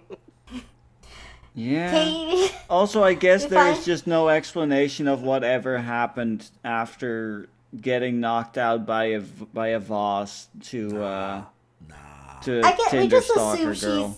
Some The police. cops. Yeah. We assume the cops have her, I guess. Right? But yeah. Okay. So then, they're talking, and it's like, oh, we're spending Thanksgiving alone. And then Oliver's like, what? Finally, some resolution that we really needed to care about. Katie and Adam have officially separated. There's talks of divorce. Oh, thank And you. then, Yes. yeah. Can I just say real quick, another little PSA. If somebody's been in a terrible relationship and they're getting a divorce, congratulate them. Yes. Yeah. Good If job. they don't want to be married, they shouldn't have to. Hey, I'm glad. I hope that you can both find your separate happiness now. Yeah. Yeah. Yeah. Also, So- I just thought of something that I would like to move to just real quick. Okay. And that is, we talked earlier in this video about how, for some reason in Lifetime, they're really good at making any kind of positive interaction between women look incredibly flirty. And now we see them, actually putting in a lesbian or bisexual woman. We don't know. Doesn't matter. And there is no positivity in that relationship because she's a stalker. And as such, she doesn't at all, there is none of that subtexty kind of deal that's usually there. It is now just, oh, I'm the only one who's good enough for you. And it's clear, it's immediately like, yeah, that's how you write all your other relationships in your movies. Good job. Like, I don't know. It's just, Yeah. Yeah, that's true. like, they just Yeah. can't write, like, even in like an obsessive, weird, like, stalkery thing, usually you can see that from the perspective of the stalker or whatever, there is the flirtation and the denial of the other person is like they take that Yeah. as flirtation. But here there's none of that. Right. I'm just evil. I'm just evil and into you. So I'm evil that's and the into real you and horror. evilly into you and into you evilly. Oh. Okay, so they're talking, and Katie's like, "Oh, you're alone too? I thought you and Alyssa were a thing." And she's like, "No, Alyssa's gonna hang out with Robert and his daughter." And then Katie says, "He doesn't have a daughter." Meanwhile, we see Alyssa back at the apartment. She's taking her time. She's looking through these photo albums. And she sees, doesn't find any photos of a daughter, or does find photos of she her. She at first him with a bunch of different women who all look kind of like her. She sees pictures of his daughter as a baby and stuff, and she's like, "Oh wow, that's so sweet, so cute." Then she gets to one picture she gets cut back to Oliver and Katie talking, and Katie's like, "Not anymore anyway. She died." Oh, I then called we go back it. to Alyssa, and That's she's so looking smart. at the photo album, and she's like, sees a funeral program. Like, Why did I he- heard what you why only did need he to tell me put- one of these. Why did he take a picture of it? No, it's her funeral, like, you know, like the program It's you the get at a actual. funeral. It's the actual. Oh, I program. see. I didn't understand. So now they're putting the But yeah, pieces why did together. why did they need? Okay, fine. Oliver is like, "Look, like, I don't think Robert's dangerous. Even though apparently he's lying to Alyssa and luring her to his home with this fake daughter." And the Katie says, you know, she thought that, you know, he was just close to her because of Alyssa, but maybe it's because of his daughter. And, like, Robert's been really weird and he told me to stay away from her. And then Oliver is like, "Samesies, but I thought it was different." So now he's on his way over. Meanwhile, Alyssa finds her way into Robert's room, and she sees our favorite piece of technology in the world, possibly more than Louis, the VR glasses. I mean, I will never love to hate anything more than I will ever hate the Louis. That's fair. That's true. The Louis sucks. It's so bad. So she puts them on, and now she sees that she's in her own apartment. But here's another Are feature those that we haven't seen. are those VR glasses just always on? I guess so. Yeah, Always like on And DRM. it doesn't seem like there's a power source or a battery operation. They're just, I don't know how they work. How they charge anyway. They just always work. But here's another feature that was not made, we weren't made aware of till this point, that makes this exponentially more creepy. He can save the footage. And there's a long list that she scrolls through of his favorites, which is just moments of her that he saved. And the last one he saved of her was when she was calling Oliver, letting him know that she was going to his house. And then she scans through a few more and she sees when he was watching her sleep and all that stuff. Can I just say, this should be a horrifying moment, but I just literally rolled my eyes. But then here's the other thing. But then at the end, like towards the beginning of her footage, we see the end of the Megan footage. Here's the thing. Turns out Megan didn't do it on her own. Robert did it. What? Who could have guessed that? And then at this point, she's basically watching a, film. Yeah. A Begins snooze with film. Yeah, that, but more oof-like. Yeah, more oof. Yeah, more oof. So, I think we're cutting a little close with that. Yeah. And anyway, then she goes into the closet and she sees Jody's in a cage. What? And she's like, "Ah! Jody's been in this cage." My cat. So Robert has no problem making snooze films, but when it comes to cats, he draws the line. Those go in cages and don't get... Yeah. Jody is alive and well. I mean, Been taking I'm care glad. of Jody. To be real, I'm glad Jody's alive and well. Jody's the best character in the film, but yeah, this doesn't make any sense. It's But dumb, then- but I'm But glad. then she yelps and Why does she yell? Because she's like, like, I wasn't expecting to see you. I'm going to get you out. But then she moves some clothes to the side so that she can get a handle on the cage. But then out pops Helen's dead body, and she screams more and falls. Why did she screams and falls back. She screams and falls back, and then Robert comes in, and she sees him, and so she screams more. She just keeps yelling. And then she's like, you killed Bacon and your sister, and you kidnapped my cat. Which, like, honestly, as far as great lists of grievances go. Yeah. That's, you know... You don't even really need to mention that at this point, because, like, why wouldn't he? So... Murder, arson, shoplifting. So now, like I said, he's officially just calling Alyssa Janie now. Also, the wine was and drugged, jaywalking, that's what it's called. Yeah, and jaywalking. And of course, the wine was drugged. Here, take this delicious wine. It will make you nice and snoozy. Yeah. So she's going to take a little nap now. And she wakes up sitting in a chair. And she's wearing a dress from one of the photos that we saw of Janie. Okay, well, gross. Just gross. And he let her know, I cleaned you up for your birthday. Gross. He's holding a gun so that he had no need to tie her up. And he instructs her, like, make a birthday wish, hun. And she's like, you wouldn't want to know my business, my wishes. And then he waves his gun and is like, what was that? Make a wish. Make and a he's, wish. Like, yelling a lot more now. The most threatening line in the movie. Make a wish. Yeah. And then, now Oliver rushes over. He's banging on the door like, Robert. And then, Alyssa, actually, in my notes, I accidentally wrote Jane.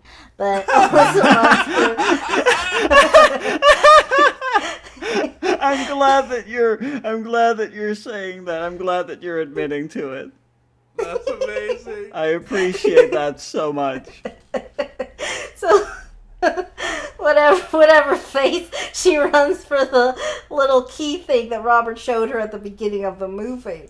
And she runs to the door and closes it. She starts pressing the button. And then he says, haven't you figured it out yet? It doesn't work. But, like, is that a deleted scene or something? Because this is the first time I've seen her try to use it. Yeah, what? Yeah. Why did you even give her this thing if it doesn't work?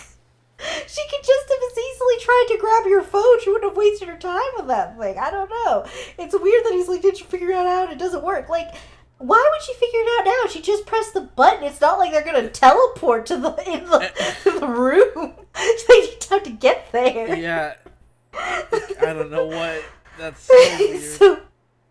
So he lets Oliver in and he's pointing the gun at him. And then Alyssa comes out and she's acting like Janie. And she's like, where are we going, father? And Oliver's freaked out, but like, dude, she's obviously doing something here, so play along. You're being a guns at you. This is not the time to be like, he's doing that dumb thing they always do, like, Alyssa, what are you doing? Like, you know she's not Janie, right, Oliver? Like, shut up! Shut your face! Yeah. Shush! So then he says, we're going... There's trickery afoot. Take part in the trickery. No. So then, here's the thing. Robert says, you remember that cabin you loved just north of Vancouver? We're going to go there. And then we're going to frame Oliver because once... And he says to Oliver, you need to go and drink a tall glass of wine. And when you wake up, they're going to find nothing but the dead bodies and their suicide note. And we're going to be in the clear, sweetheart. Wait. And then Alyssa's like, good to know. I'm glad you got this all sorted. Hold on, real quick. His plan involves framing Oliver, right? Right. Where are the bodies? Well, one is in the closet. Megan. The closet of whose apartment? Robert's. Yes. Somehow, Robert. So somehow, Oliver is going to take the blame because For Oliver something has, that's according to this idea, been killing people and hiding them in someone else's apartment.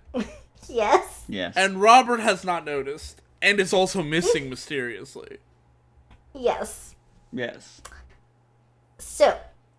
Also, one of the victims is his sister, who... I mean, like, the premise Guess of this nowhere is the whole concept doesn't make any sense because you're basically saying, I'm gonna put a bunch of dead bodies in my room and make one of the dead bodies look like they did it. Yes. It's in That- my that is- room! That is. I don't yeah, know you're if, right. because like I don't know if the plan was going to be to lug the bodies to Oliver's room because he could get in, he has a key, but like, how are you going to get away with carrying 3 sleeping bodies? Oh man, If these he was- guys are all real drunk. That's why I have to keep them in a wheelbarrow. Also, ignore the smell. Yeah, that's one thing too. Like when she headed towards his room, I don't recall her reacting like, something smells a little funky in there. What's that?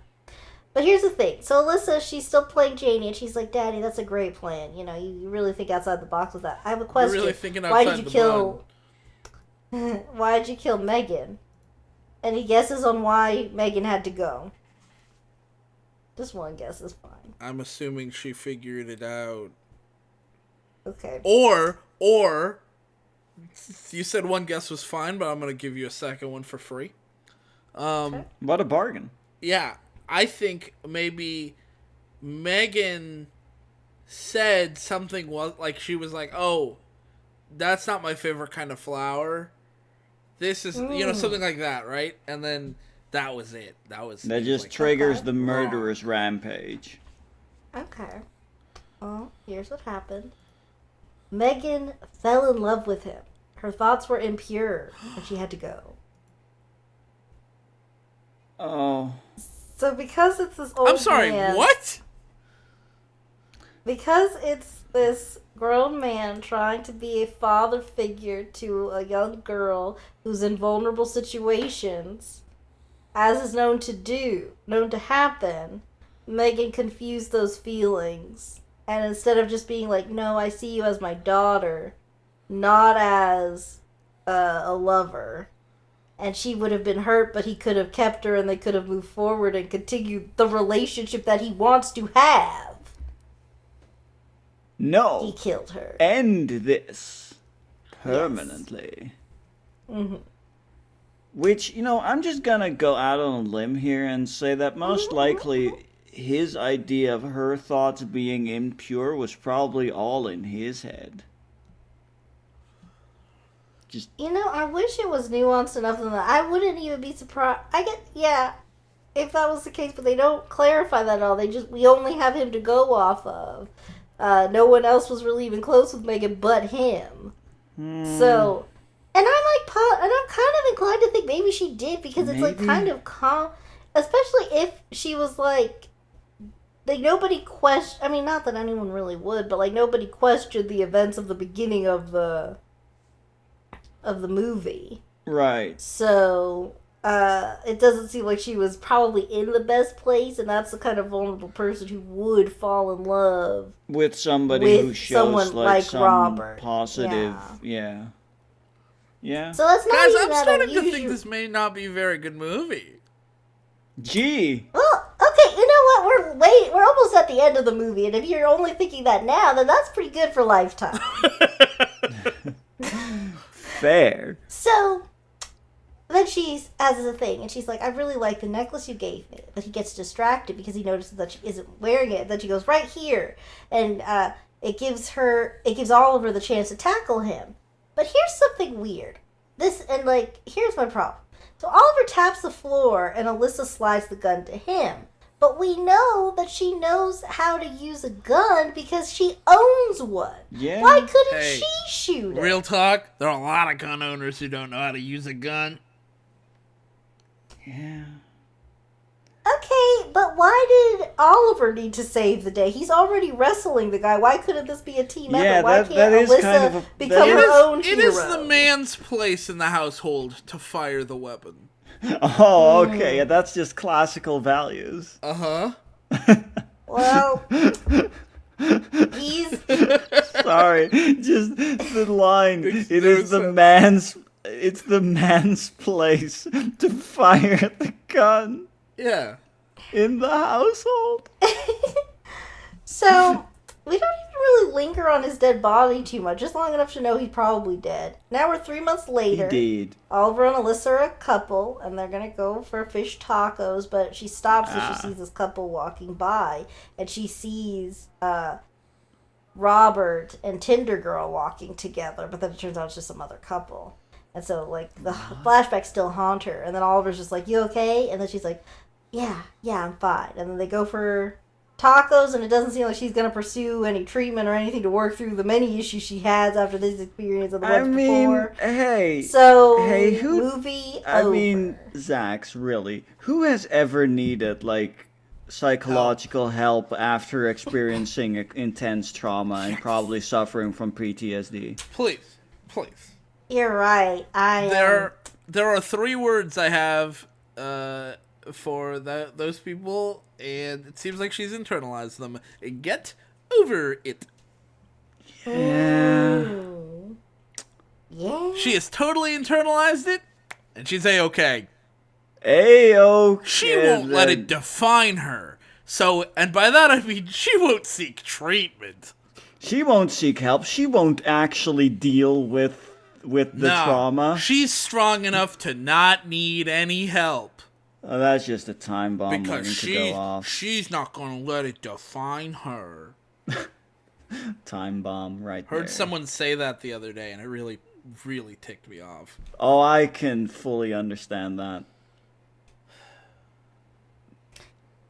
Oof. Well, that was Fatherly Obsession. Are you glad we came back to Lifetime for this? I just don't know why it was called Fatherly Obsession. Like, Yeah, that's I still didn't confusing. quite get that. Like, I didn't get the father angle of it. Or The side the obsession eye that I'm Obsession giving angle, you to be right honest. now. Yeah. Lizzie, could you explain the plot to me again? The side eye that I'm giving the both of you.